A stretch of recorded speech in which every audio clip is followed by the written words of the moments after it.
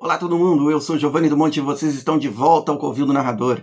E hoje vocês estão convocados para a Federação Galáctica, porque eu vou ensinar a vocês um pouquinho do que eu já consegui aprender, e vocês vão aprender junto comigo, de Space Dragon, esse RPG fantástico de ópera espacial, num futuro distante, mas visto de uma maneira retrô.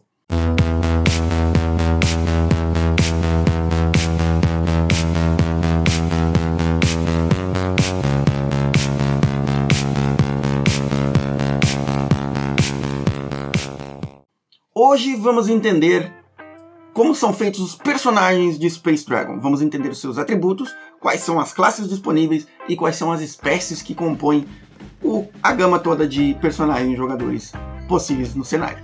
Lembrando a vocês que Space Dragon é um jogo que faz parte da OGL, ele utiliza a OGL, mas os 6 atributos que o compõem não são os mesmos que você encontra nos jogos do D&D, por exemplo. Todas as suas vertentes são parecidos, mas não iguais.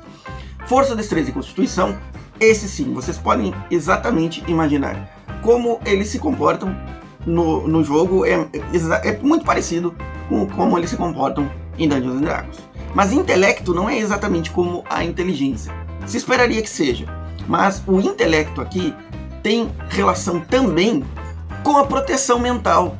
Ou seja, quando você estiver querendo resistir com a sua vontade, com a sua determinação, com o poder da sua mente, você utiliza intelecto, não qualquer outra coisa que poderia ser parente mais da sabedoria do que da inteligência. Temos aí o atributo ciência. Ciência está relacionada realmente com conhecimento científico. Ela está relacionada com a sua aptidão à tecnologia, lembrar coisas de ciência em todos os aspectos: medicina, engenharia, física, matemática, enfim, tudo está relacionado aí na ciência. E os personagens que mais fazem uso dela vão ser, obviamente, os cientistas. Comunicação é um atributo muito interessante. Ela é muito mais do que o carisma. Ela determina a sua chance de ter bastante seguidores e determina os idiomas que você fala e lê e escreve.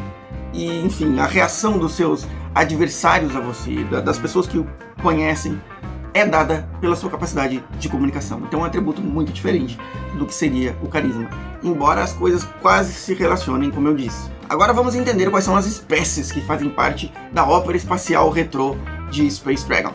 Temos, em primeiro lugar, os humanos normais, esses mesmos que nós somos. Eles são a espécie mais comum.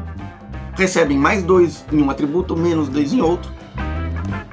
Isso é uma base, então, para você entender as demais espécies. Temos os mutantes. É interessante que a construção do mutante é feita de maneira aleatória. Você joga 2 dados para descobrir um aprimoramento que você tem e 2 dados para descobrir uma degeneração. Esses 2 fatores vão indicar o quanto o seu DNA é alterado e como você manifesta isso na forma de um fenótipo, de genótipo, enfim, e as regras que você vai sofrer. Aí você determina qual é a cor do seu cabelo, da sua pele, dos seus olhos, se existe alguma alteração no formato do seu corpo, exatamente em relação com o aprimoramento e a degeneração que você, como mutante, apresenta. Os androides são a terceira espécie disponível. Um androide, então, seria um corpo em forma exatamente igual a um ser humano. Eles podem, inclusive, ter pele, enfim, ter todo um comportamento muito semelhante a um ser humano, mas eles são feitos por partes robóticas. Eles têm reconhecimento como cidadãos e como seres pensantes, mas o cérebro deles é positrônico, lá, né, fazendo uma referência a Isaac Asimov, né, que foi o criador dessa ideia aí lá no filme e no livro Eu, Robô. As classes em Space Dragon são as seguintes. O cientista, que é uma espécie de adorador da ciência, inventor e engenheiro e construtor, e ele pode ainda bancar de vez em quando de médico, de paramédico, de socorrista. Ele entende praticamente todas as ciências muito bem. O cientista desempenha um papel muito semelhante ao clérigo na fantasia medieval, só que ele depende de ter os recursos necessários para realizar os seus feitos científicos e desenvolver os seus aparatos tecnológicos. com um aparelho nas suas mãos que se chama disruptor positrônico, por exemplo, ele pode desativar robôs mais ou menos da maneira como o clérigo afasta mortos-vivos e faz eles serem destruídos, enfim. Uma coisa muito bacana é exatamente o fato de que ele constrói coisas o tempo inteiro e ele conserta coisas.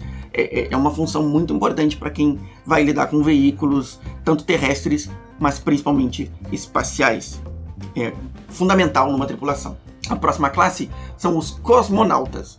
Antes, na primeira edição do Space Dragon, eles eram chamados de homens do espaço, homem espacial. Agora se chama cosmonauta.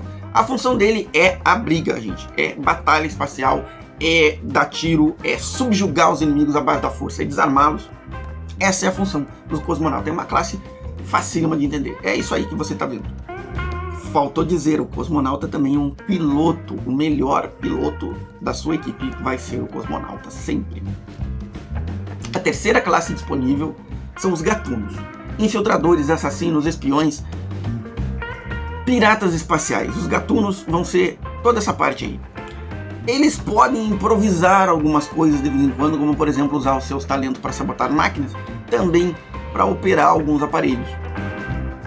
Mas eles principalmente se adequam a missões de infiltração, e é nisso que vocês vão utilizá-los. Eles podem também roubar pessoas, como fazem os ladrões da fantasia medieval, mas você não vai querer que eles façam isso o tempo inteiro.